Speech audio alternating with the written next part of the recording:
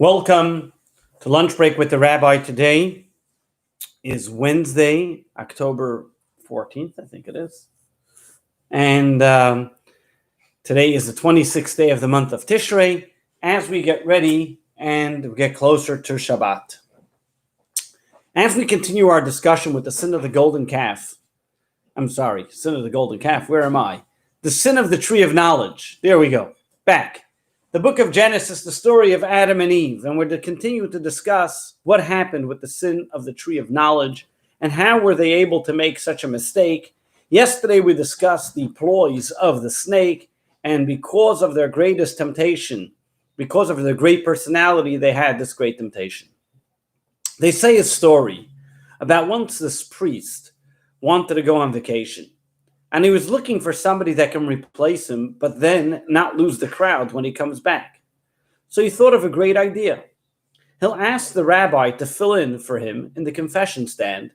This way, the people can still come to confession, and when he comes back, he'll still have them because he won't convince them to come to his synagogue because they're not Jewish and they don't do the confession, so he'll be all right.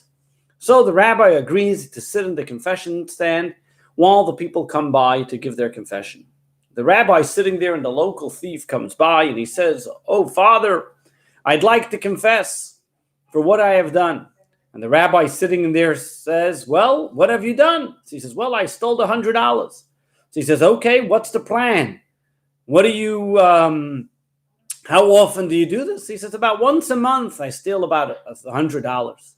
So the rabbi says, "Listen here, let me make a deal with you. Instead of having you to come here every single month and give $100 that you confessed for, you said another 10 times $1,000, pay $500 in advance. Here you have a confession note for the next 10 times you confessed."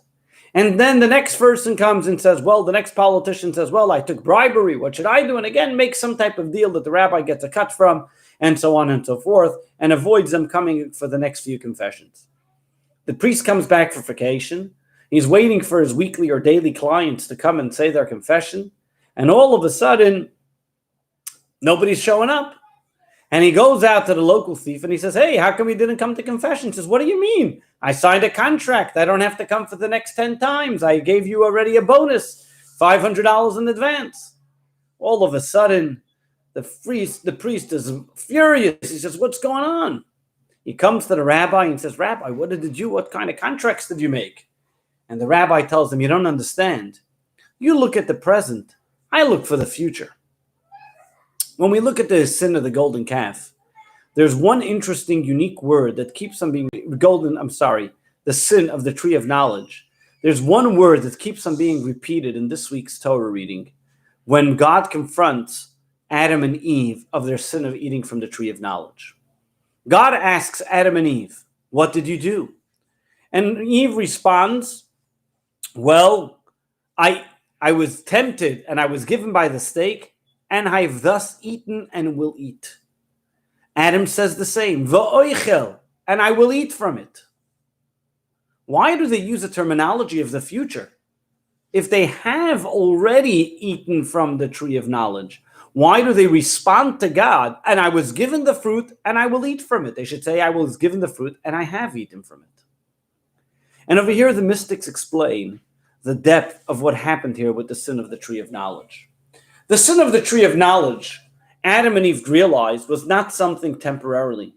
It was not something that only for the moment they have done something wrong, but this also caused a ripple effect for future generations.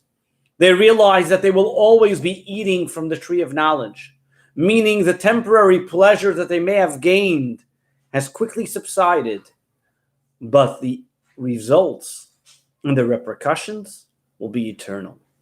They realized, "Va'oichel, I will be eating. This is something that will be happening in the future." We will always be remembering that sin of the tree of knowledge. But if you look at the story, it takes an even more interesting twist. God comes to them and says, "Adam and Eve, where are you?" And the Torah uses a terminology. They look at each other and they were not at first. Before they eat from the tree of knowledge, they were naked and they were not embarrassed. Only after they ate from the tree of knowledge did they then become embarrassed. What changed? Why the eating of the tree of knowledge did they become embarrassed, and beforehand they weren't? Even more so, we look at this whole episode. What was going on here? What were they thinking? Did Adam and Eve not know that it was something wrong to eat from the tree of knowledge? What were they tempted by? That the snake comes along and says, eat from it so you shall know the difference between good and bad. They didn't know good and bad exists. They needed to eat from the tree of knowledge to know that good and bad exists. They were intelligent people. They were the creations of God. What was the temptation? What was he selling them? And over here we come to the concept of what the difference between something in the abstract or the objective to the subjective. What's the difference between truth and the opposite of truth and lies versus good and bad? Truth and lies are in the objective. That means you can say something theoretically is true or not true, but it really doesn't have anything to do with you. Good and bad is subjective. When something affects you, then it's good or bad, depending how it affects you. The way Adam and Eve viewed the concept of bad and good was in the objective, in theoretical. The way Adam and Eve were before the sin of the tree of knowledge was that the very existence of themselves was absolute good and holiness. The concept of bad was something of a theoretical, something high in the sky, something maybe not related to them. And all of a sudden, the snake came along and said, look, I'm going to make you feel something that was in the objective, something subjective. I'm going to make something theoretical and practical. That's the way you really live life, he was telling them. He was cunning and convincing that something that is truly bad was good for them, because he was taking a theoretical idea and trying to make it practical. And that was their mistake. Over here, their mistake was that they tried to take the objective and make it subjective. Or let's make it more practical. What happened with the sin of the tree of knowledge was that they took and ate from the tree of knowledge, and because of that, bad and good became relative to their life instead of just a theoretical. And all of a sudden, they opened up their eyes and they realized they were naked. Before they ate from the tree of knowledge, the limbs of their body, their nose, their hand, and every other part of the body were all the same, because their whole body was just a vehicle and a conduit to bring godliness into the world. As their objective was that God said, I've put you here to guard it and to serve it, to bring holiness into the world. The moment they then tasted from the tree of knowledge, they then have succumbed to evil, to the snake, and realized that evil truly does exist, and their body became primary and their soul secondary. And therefore, everything in their body became something which can be used for good and for bad. They were embarrassed. How can I see some part of my body, which that part of my body can have influences, inklings, temptations, and promiscuity? All of a sudden, they started to become embarrassed. This concept of bad and good became so relevant to them that beforehand they were absolutely good with a theoretical bad. Now they became more bad and they had to work on a theoretical good. Until now, before the sin of the tree of knowledge, there were people who were enthused and infused with absolute holiness and only knew that they had to eliminate bad. Now they were people that had to eliminate bad and bring that fusion of holiness. It was a whole new work. And therefore they tell God, V'oichel, and we ate, and we'll continue to eat. This now became the primary objective of human beings, that we now have to work. Ever since the tree of knowledge, we become so confused that we are not sure what is bad and what is good.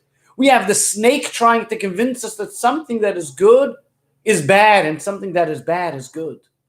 And for that reason, it's so difficult for us at times to say absolutely no to something which is negative and wrong, and absolutely yes and embrace the things that are positive and right, because we're confused. What is really good and what is really bad? You don't have to go too far. Any person today opens up any news channel, the differences of opinions, people are saying that the same exact thing or the same exact person, people can call them the greatest individual or the biggest, worst thing that ever came to humanity. It's not because differences of opinion, it's how we view what good and bad is. And that was the difference of what the snake did. The snake was able to poison Adam and Eve and convince them, or first convince Eve. How he did it was, look, you touched the tree, nothing happened to you. You see, bad is really good. You're going to feel good. Eat from the tree of knowledge. You'll be just like God. He persuaded them that something that was wrong, that God told them unequivocally, don't eat from, was really for their benefit. As we look at this Torah reading, it helps us understand how we can combat and confront the snake of our time, the evil inclination, every single one of us.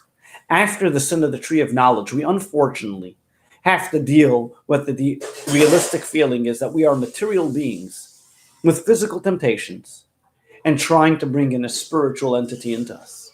However, it gets challenging as we move on. And we have to remember that at times the evil inclination is persuading us to do something wrong and telling us when it's really right. What is then the metric? How do we know what to follow? So let's look back at the story of Adam and Eve.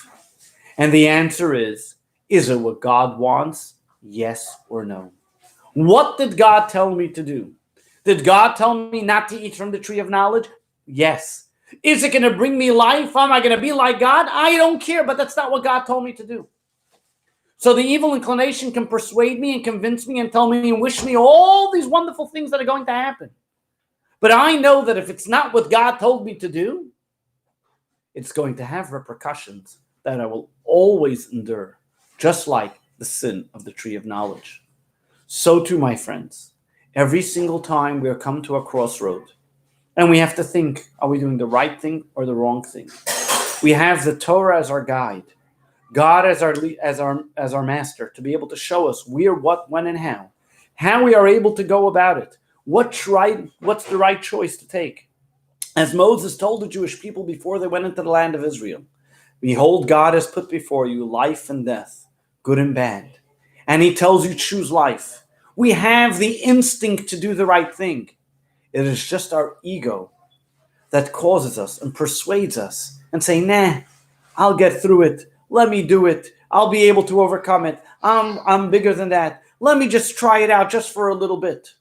It's like the diabetic who wants to have that chocolate cake and doesn't realize the repercussions that will come from it and say, nah, I'll make it through. This is exactly what the snake was doing to Adam and Eve.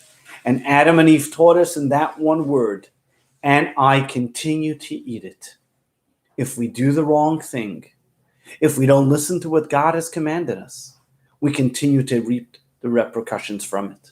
However, on the other hand, Adam and Eve reminds us, we can be of people not to be embarrassed. When we stick to a level of holiness, in fact, what is it called? The tree of knowledge.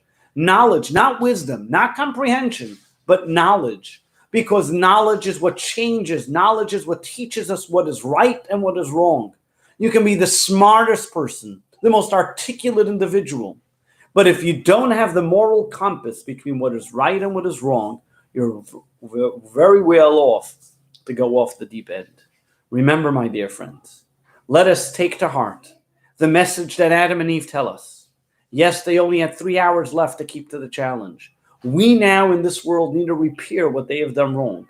Let us not fall for the tricks of the evil inclination. As the previous Rebbe once said, the evil inclination can sometimes dress himself up in a very holy, religious-looking garb. Let us remember, follow what Moses' advice. God is giving us life. Choose good, and it will be good. My dear friends, until tomorrow, wishing you the very best for a wonderful day with life, good, happiness, and the world of knowledge. See you again tomorrow at 1 p.m.